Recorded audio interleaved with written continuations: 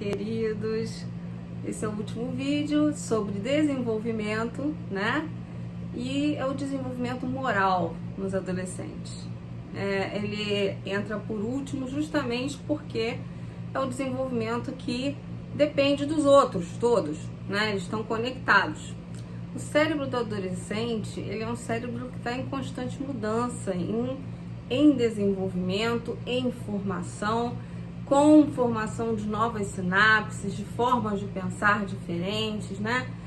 E isso tudo estimula os jovens a pensar e a enxergar o mundo de uma forma diferente. Eles conseguem elaborar, né, já um entendimento abstrato, né, do mundo, e conseguem elaborar sentimentos mais profundos e entendimentos mais profundos.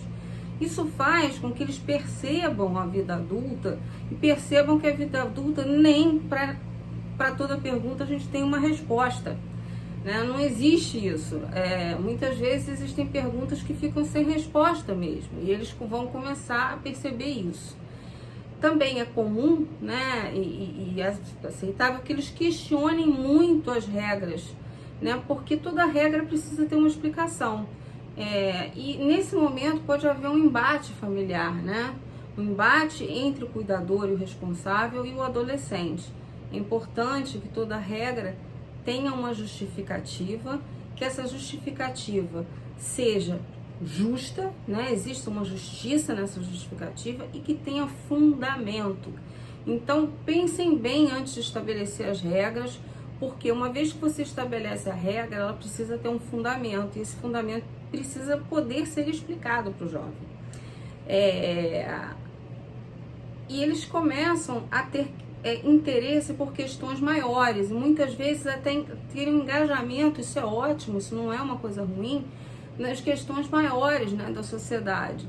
Então, questionamentos em relação à exclusão social, em relação à situação, à desigualdade social, em relação à religião. É muito comum questionamento de religião, né? Por que a minha família é da religião católica, ou é espírita, ou é protestante, enfim, né? Por que escolheram essa religião para minha família? Mas eles ainda precisam, eles não, veja, lembrando aquele raciocínio inicial, o adolescente está em desenvolvimento, ele não finalizou o desenvolvimento dele. Então eles ainda precisam do apoio do cuidador, do apoio do responsável, e é importante que esse apoio tenha fundamento. Tô repetindo, tá?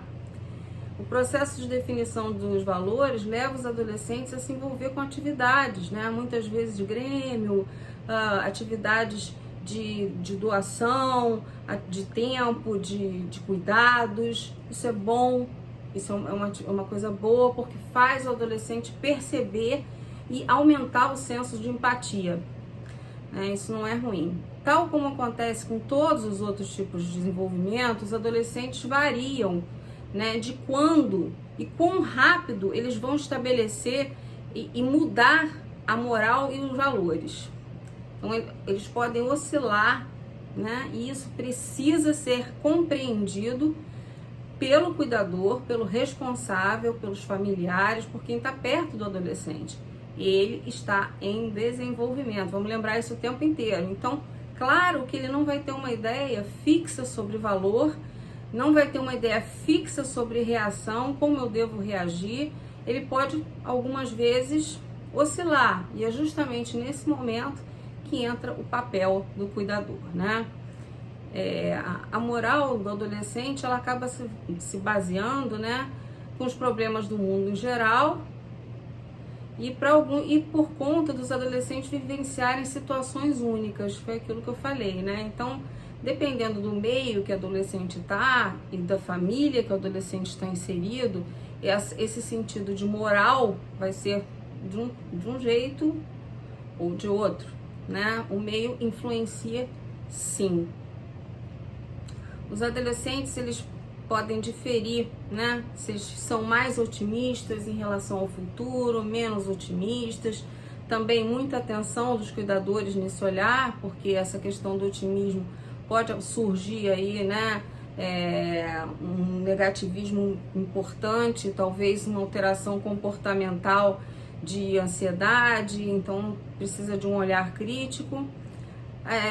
Alguns jovens também são influenciados porque eles precocemente são levados a situações críticas, por vezes perdem, né, o responsável, perdem pai, perdem mãe e são obrigados a mais cedo assumirem papéis de maior responsabilidade, né, muitas vezes sem o apoio que precisam.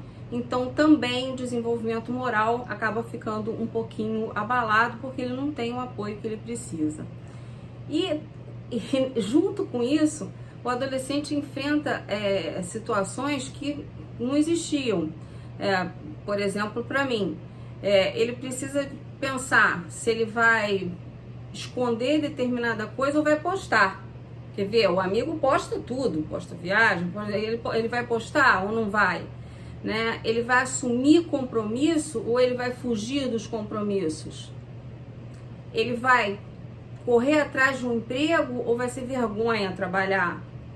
São todos esses valores que precisam ser conversados e estabelecidos. Veja bem, ele vai conversar com sinceridade com os amigos ou ele prefere ficar quieto? Ele está resolvendo ainda. Ele vai debater questões de forma aberta ou ele prefere ficar quieto?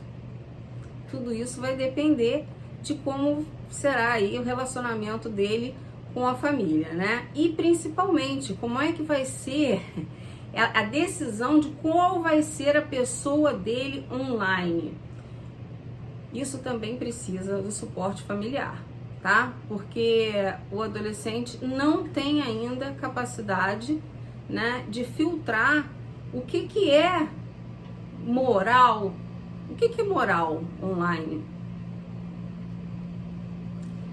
É discutível, né? E depende bastante do ritmo da família, de como a família funciona, de como o meio que o adolescente está inserido funciona.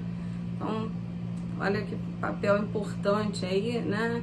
Do cuidador e do responsável em poder passar para o adolescente ter uma base sólida, né, de sentimentos, base sólida de crenças, base sólida de regras, com justificativas sólidas para que o adolescente possa aceitar essas justificativas e tomar como moral para ele, né, o que a família aceita como moral.